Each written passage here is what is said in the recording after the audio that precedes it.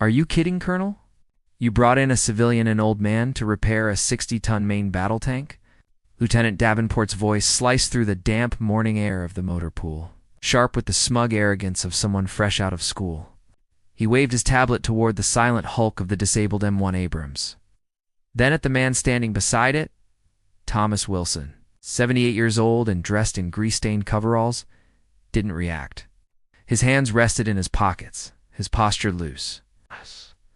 But his eyes were locked on the tank pale, weathered blue eyes that looked like they'd spent a lifetime scanning desert horizons. They held a quiet, unsettling stillness, one that absorbed the young officer's disdain without the slightest ripple. He wasn't listening to Davenport. He was listening to the silence of the machine. Colonel Miller, who had made the call to bring Wilson in, stood a few steps behind them, his expression carefully neutral. He knew he was gambling. This wasn't just any tank. It was the lead vehicle for a high-stakes readiness exercise scheduled to begin in under 48 hours. Every minute it sat crippled on the concrete put another crack in his brigade's reputation. Davenport, blind to the urgency beneath the surface, kept pushing. As the head of the engineering team, he was a rising star, brilliant, methodical, and fully convinced that every problem had a digital solution. To him, the world was a checklist, a flowchart, a system to be optimized. And this old man? He was an outlier, an unpredictable variable that didn't fit anywhere in Davenport's neat, controlled universe. "Sir, with all due respect," Davenport said, though his voice carried none, "my team has been on this vehicle for 36 hours straight. We've run a full systems check, a level 3 diagnostic on the Honeywell turbine, and a complete hydraulic pressure sweep. Every set of numbers points to a catastrophic failure of the main power unit. The computer is clear. It needs a full depot-level replacement. That means a flatbed, a crane. In 3 weeks we simply don't have." He tapped his tablet sharply, as if the glowing display were an irrefutable barrier shielding him from doubt. Behind him, his team of fresh-faced engineers shifted smugly, exchanging quiet grins. To them, this was Comedia relic from a bygone analog era summoned to give last rites to a dying supercomputer. At last, Thomas moved. He began a slow, thoughtful circuit around the tank. He didn't check the access panels or the diagnostic ports. Instead, his hand brushed the scarred steel of the turret with the care of someone greeting an old wounded companion. The Abrams sat heavy on its torsion bars, a titan of armor and depleted uranium brought low by a phantom fault. The dust clinging to its flanks spoke of recent strainets, last desperate push before collapse. Thomas stopped near the rear grills, turning his head slightly as if catching a faint scent on the wind. When he finally spoke, his voice was low, gravelly, unlike Davenport's clipped precision. "How did she sound before she died?" Davenport blinked, thrown. Sound. The audio logs were normal until the failure point. Decibel levels were within operational parameters. "That's not what I asked," Thomas said, eyes locked on the tank. "I asked how she sounded. Clean, shut down or dirty. Did she scream or did she choke?" A few young mechanics shifted uneasily. They'd heard it. They'd just never thought to describe it like that. "The data log shows a sudden loss of power," Davenport muttered. "Any strange smells?" Thomas asked quietly, now studying the hydraulic lines. "Burnt fluid? Ozone? Anything sharp?" Davenport scoffed. "Sir, we are far beyond smells and vibrations. This is a 1,700 horsepower gas turbine, not my grandfather's lawnmower. The onboard computer monitors thousands of metrics a second. If something were wrong, it would have been recorded." "The computer only knows what you teach it to see," Thomas murmured. He knelt, old knees popping, peering along the suspension line. Around them, soldiers began drifting closer, drawn by the strange sight of a civilian diagnosing a dead Abrams. Whispers filled the air, humming beneath the tension. Davenport snapped. Stepping between Thomas and the tank, he raised his voice. "Colonel Miller, I must insist. This is a waste of time and a violation of protocol. My team is ready to prep the vehicle for transport. Please remove your civilian. He's a liability in a restricted area." Colonel Miller drew a breath, But Thomas beat him to it. The old man rose slowly, pulling a battered Zippo from his pocket. Its silver plating was worn to brass in smooth patches. He flicked it open and shut. Click-clack, click-clack. The crisp, metallic sound cut through the air. Davenport laughed. What now? Going to fix a 60-ton tank with a cigarette lighter? But the sound was a key. And suddenly, the motor pool was gone. The blinding sun of the Gulf War seared Thomas's memory. He was 25 again, wedged inside the burning belly of his Abrams. Diesel and fear thickened the air. The sky outside alive with shrieking shells. An Iraqi Republican Guard company cresting the dunes. His systems dead. His crew doomed. And only one pinpoint of light in the darkness. The flame of that, zip revealing a hairline crack in a fuel line. A crack no machine would ever have caught. He remembered the frantic repair, the blood on his knuckles, the desperate prayer as he hit ignition. The scream of the turbine roaring back to life just as a T-72 rolled into his sights. The vision vanished. Thomas snapped the Zippo shut. His eyes returned to the present, calm, unshaken. Something like that? Said quietly. Across the motor pool, Sergeant Price watched with rising disbelief. He knew the stories, the whispered legends of a Gulf War mechanic who could feel a tank's heartbeat with a touch. A ghost called Willie.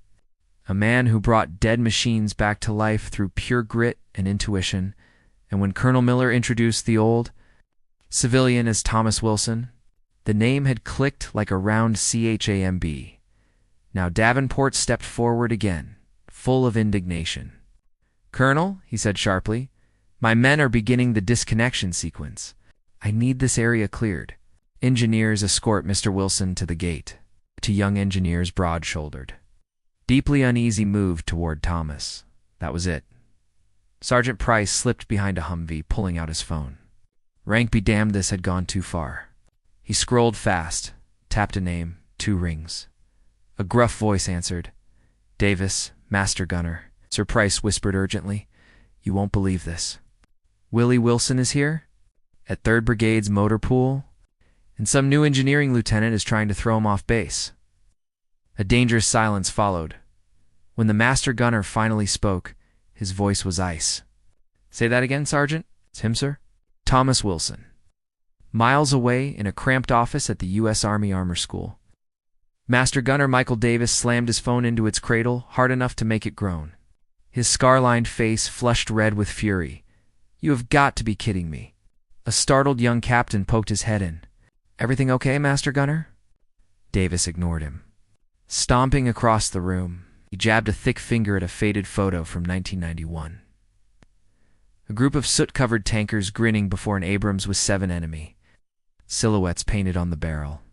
At the center, a young Thomas Willie Wilson. Captain Davis growled. "That man wrote half the maintenance manuals for the A1 variant from a fighting position. The recovery techniques every 9-1A learns. He invented them under fire, and now some pencil-neck lieutenant with a shiny laptop is trying to have him removed for trespassing." Davis spun around, fury blazing in his eyes. "Not on my watch." "Get General Peters on the line now." The captain nearly dropped the phone in his rush to obey. "And get transportation ready," Davis added sharply. "Multiple vehicles. Tell the general's office that the ghost of 73 Easting is being disrespected by one of his new officers." Use those exact words. The title struck the air like a lightning bolt. The ghost of 73 Easting. Not a call sign in honor, a legend. A name whispered with reverence. The aide turned pale. He suddenly understood the scale of the storm barreling toward the motor pool. This was no longer about a broken tank. It was about defending the legacy of a battlefield hero. Back at the motor pool, Lieutenant Davenport was basking in his perceived triumph. Colonel Miller, distressed and uncertain, had not reversed the lieutenant's order. 2 young engineers, uneasy but compliant, approached Thomas Wilson. The old man didn't move. He simply regarded them with an expression of tired, sorrowful disappointment. Davenport stepped forward to deliver what he thought was his final, authoritative blow. "Sir, for the last time, I am ordering you to leave this restricted military area. You are interfering with official operations. If you do not comply, I will have the military police detain you. Do I make myself clear? The line had been crossed. Threatening arrest against a civilian invited by a full colonel was such a gross overstep that silence instantly spread through the motor pool. Conversations died. Soldiers froze. This was no longer a power struggle, it was a public humiliation of an elderly man. Thomas slowly shook his head, his gaze drifting sadly to the silent tank. Then it began. A low rumble felt in the chest more than heard. Not the whine of MP vehicles. Something heavier, faster, angrier. Heads snapped toward the main road, a convoy of Black Command. Vehicles and sand-colored Humvees tore into the motor pool at high speed. They didn't slow. They fanned out in a perfectly coordinated tactical spread, skidding to a halt in a spray of dust and gravel. Crisis had arrived. Doors flew open in synchronized precision. A two-star general stepped out, uniform immaculate, presence overwhelming. At his side stood Master Gunner Davis, fuming, and a wall of senior NCOs and officers, their chests heavy with decades of service. They advanced as a single force, a wave of rank and righteous fury. Every soldier snapped to attention. Even Colonel Miller stiffened. Davenport shrank, the color draining from his face. He looked like a man who'd kicked a hornet's nest and realized too late it wasn't. Empty. General Peters didn't spare him a glance. He didn't look at Miller either. His eyes sharp and unwavering locked onto the old man in greasy coveralls. The general marched straight across the tarmac and stopped exactly 3 feet before Thomas Wilson. In the suffocating silence, he delivered the crispest, most respectful salute of his career. "Mr. Wilson," General Peters said, his voice ringing across the motor pool, "it is an honor." Sir Thomas looked faintly surprised, then nodded. Weary but gracious. Master Gunner Davis stepped forward, planting himself directly in front of the trembling lieutenant. "Lieutenant," he said coldly, letting the rank sting like an accusation, "you see an old man, a variable that doesn't fit into your flowchart." "Let me tell you what I see." The motor pool leaned in. "I see the man who, during Desert Storm, had his platoon cut off and ambushed at the Battle of 73 Easting. The man whose tank took 2 direct hits, knocking out his comms and fire control. Under relentless fire, he crawled into his own engine compartment, found a severed hydraulic line, repaired it by hand, and restored turret power. And then, using only manual sights, he destroyed 7 enemy T-72 tanks." A collective gasp rippled through the soldiers. "He didn't do it with diagnostics," Davis continued, voice sharp with contempt. "He did it with a wrench, a spare hose, and the Zippo lighter he still carries. And afterward, instead of asking for a medal, he wrote the emergency repair protocol that saved countless crews for the next 3 decades. This man is not a liability. He is a living legend of the United States Armor Corps, and you tried to throw him out like garbage." Silence crashed over the motor pool. Soldiers stared at Thomas Wilson with awe. He was no longer a mystery. He was history standing in front of them. General Peters turned to Davenport, his voice dropping to a deadly calm. "You have an MIT degree?